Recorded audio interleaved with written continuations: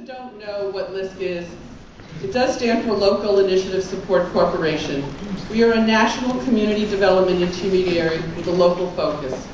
We provide the financial resources and technical expertise it takes to build strong, healthy communities. We do this by raising local money, leveraging national dollars, and investing in local people. Our goal is to revive and transform neighborhoods by expanding and investing in housing and other real estate, increasing family income and wealth, stimulating local economic development, improving access to quality early child care and lifelong education and learning opportunities, and supporting healthy and safe environments. This approach has produced dramatic results here in Rhode Island. Since 1991, we've been able to invest over $250 million in communities around the state.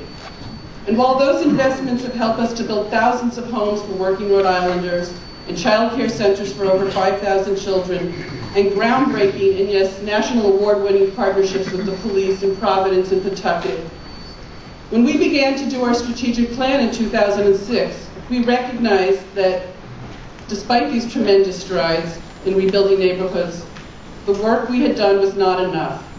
It was necessary, but not sufficient. Yes, necessary, but not really sufficient.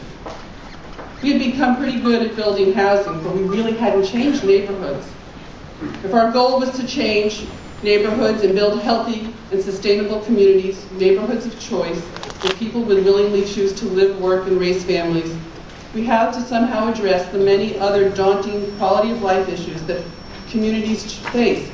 Issues like jobs, workforce development, education, public safety, health, arts and culture, and recreation. We know those are a lot of issues, but we realized we had to do them simultaneously in a comprehensive and an integrated way. Let me say again that we learned it was not enough to simply aggregate all those programs in a neighborhood and call it comprehensive. That approach has been tried often enough and has failed. Rather, we realized we had to strategically and intentionally integrate them. And in the end, they must create a web of relationships, both personal and institutional, that can transform neighborhoods.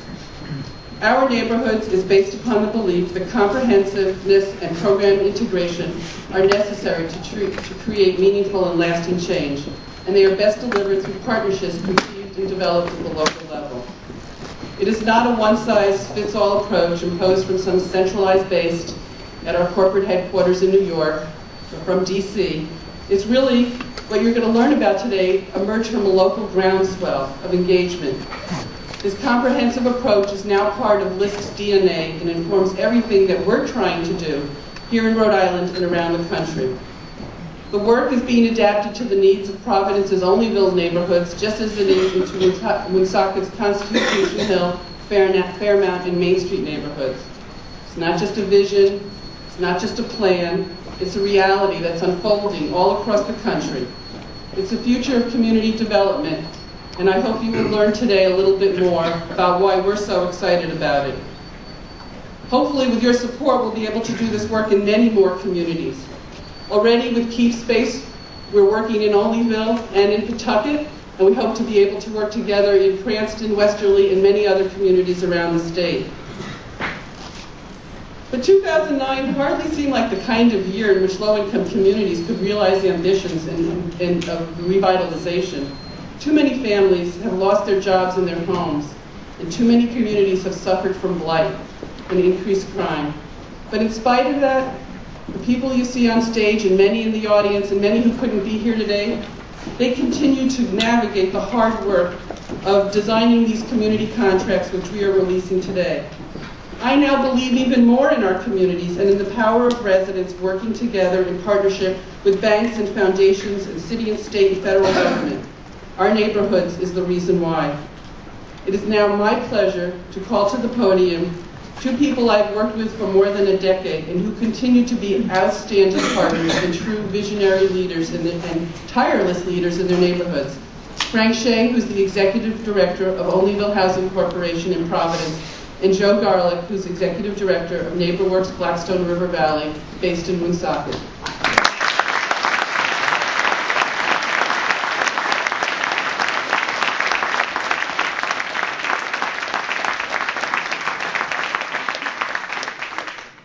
probably good that there are so many photographers here, because anyone who isn't here wouldn't believe both had suits on. Please, document away, because there'll be a lot of people who won't believe this. You're probably all wondering who'd be crazy enough to launch a neighborhood planning initiative during this economic environment.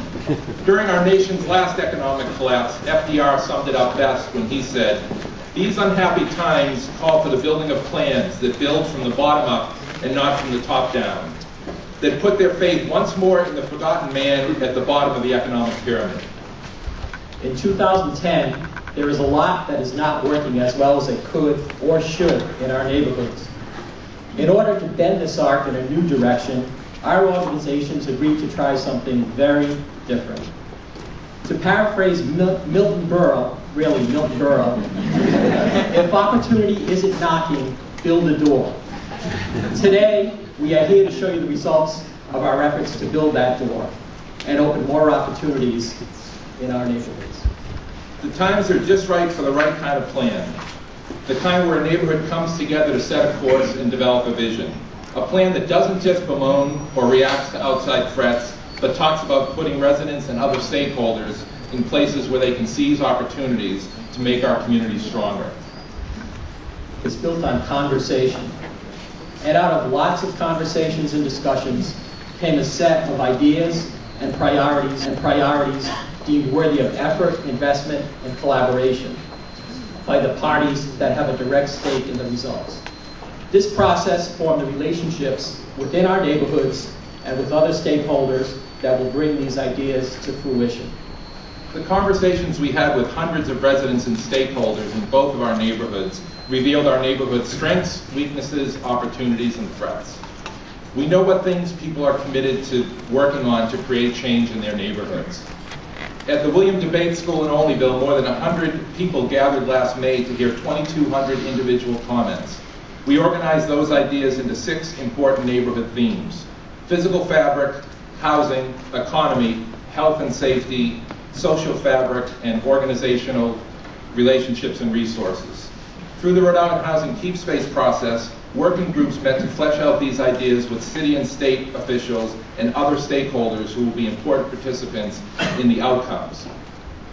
At the Kevin K. Coleman School in Woonsocket, 125 Constitution Hill, Fairmount, Main Street residents and stakeholders convened during April school vacation week back in 2009. They received 2,400 individual comments organized into 6 neighborhood themes: civic engagement, economy, education, health, physical fabric, and safety.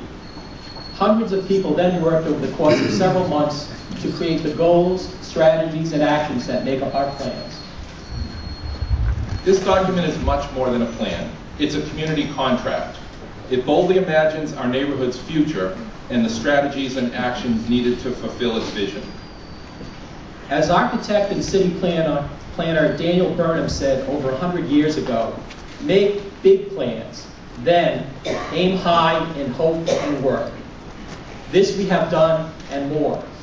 A community champion has pledged to achieve each one of the actions in the contract. If there wasn't a pledge, it wasn't in the contract.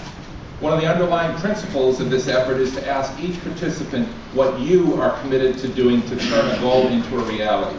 And this is where you are invited to be part of this process. For many, if not most of the ideas, a champion cannot do it alone. And that is why we need each of you to go through our contracts and determine where you best fit. Here today, the residents of Olneyville and the Constitution Hill, Fairmont, Main Street neighborhoods stand up and tell you their ideas on how to create change. It's my pleasure to introduce Jessica Vega, our neighborhood's program manager for Olneyville. Jessica grew up in the neighborhood and returned originally as a LISC AmeriCorps member before taking her current position. Jessica spent the past year working with the people of Olneyville to shape their community contract. I am honored to introduce our neighborhood's program manager for Constitution Hill, Fairmount, Main Street, Ainsley Mariso. Ainsley's family has deep roots in Woonsocket. She too has spent the past year crafting the ideas of many residents, organizations, institutions, and businesses into our community contract. Ainsley and Jessica will now introduce you to some local heroes who have been leaders in their respective neighborhoods and who will present our contracts to some of our key partners. It's our hope that you take the community contract back to your offices and your homes, and that you think through the part you can play in these a reality.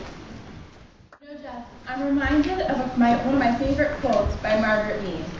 Never doubt that a group of thoughtful, committed citizens can change the world, as it is indeed the only thing that ever has. This process has really highlighted how much can happen when committed residents really care. I agree. So let me attempt this in both Spanish and English. Se debe dudar lo mucho que un grupo de ciudadanos pueden lograr. Hoy es testimonio de estos logros y de nuestros vecindarios. Never doubt what a group of citizens united can accomplish. Today is proof of this in our neighborhoods. I would like to invite our partner, Mayor David Cicilline, to join me on stage.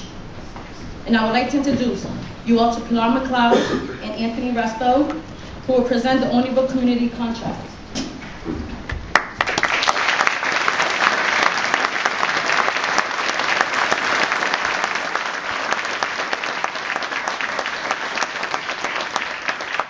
Mayor Cicilline, through this contract, with you too, create fun programs and activities that engage you and that respond to challenges you face growing up in Olneyville. And two, ensure the appropriate use of Riverside Park continues. We will also work with the Watershed Council to develop an urban education center in the Riverside Mills building, office building. Thank you.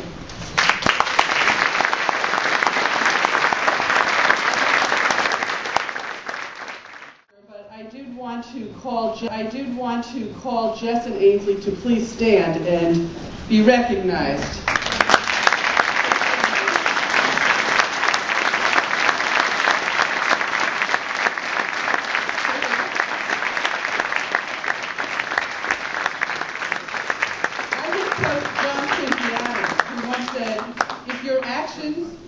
Inspire others to dream more, if your actions inspire others to learn more, if your actions inspire others to become more, you are a leader. Please join these women who are our neighborhood champions.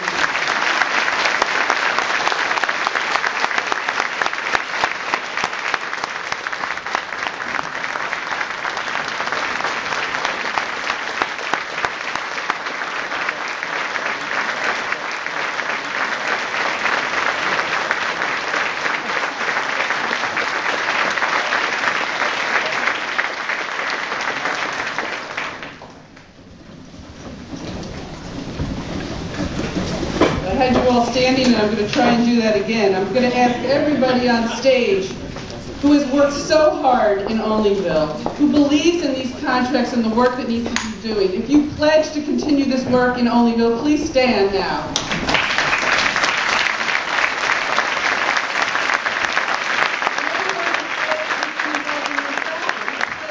Continue this terrific work in Woonsocket, please stand.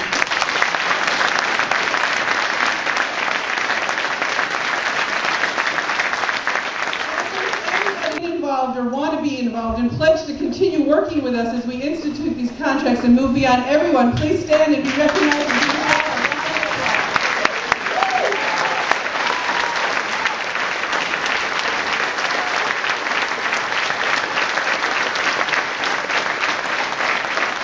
Please join us for refreshments. The contracts are at the back of the room, and we have a board that we'd love everyone to sign. Thank you everyone for coming today. We look forward to working with you in 2010 and beyond.